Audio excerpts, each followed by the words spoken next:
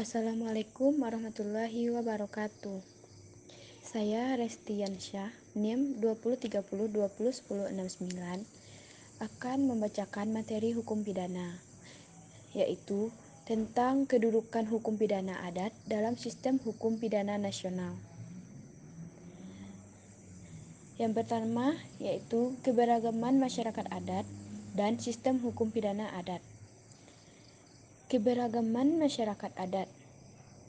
Masyarakat adat mencerminkan keberagaman Indonesia. Sebagai negara dengan semboyan Bhinneka Tunggal Ika, Indonesia menghormati kesatuan bangsa yang terdiri atas beragama suku, budaya, ras, agama, dan bahasa.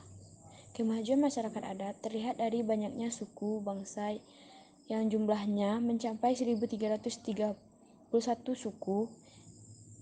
Selain itu, terdapat 719 bahasa adat dan 200 produk hukum adat yang berlaku hingga saat ini. Masyarakat adat memiliki hukum adat yang diterapkan secara turun-temurun. Hukum adat tersebut mencakup 3 sisi, yaitu lingkungan, budaya, dan ekonomi. Dari sisi lingkungan berupa ritual dan konservasi hutan dan laut secara tradisional. Dari budaya, masyarakat adat berkontribusi melestarikan adat tanah air yang mulai ditinggalkan. Di sisi ekonomi, bermanfaat bagi penghasilan dan ketahanan pangan masyarakat adat. Sistem hukum pidana adat. Sistem hukum pidana adat telah ada sebelum hukum pidana diberlakukan dan masih tetap ada di Indonesia. Sistem hukum pidana adat berpatokan dari hukum adat yang ada di masing-masing wilayah hukum di Indonesia.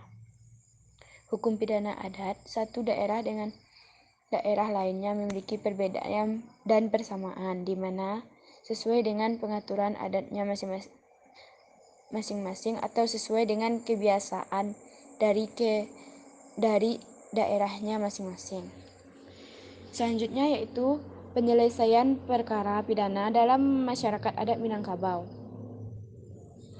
3 model penyelesaian perkara pidana masyarakat adat Minangkabau yaitu 1. Pengakuan nilai-nilai yang hidup di masyarakat dalam sistem hukum modern. 2. Penerapan mediasi penal yang kemudian dilegalisasi oleh sistem peradilan negara.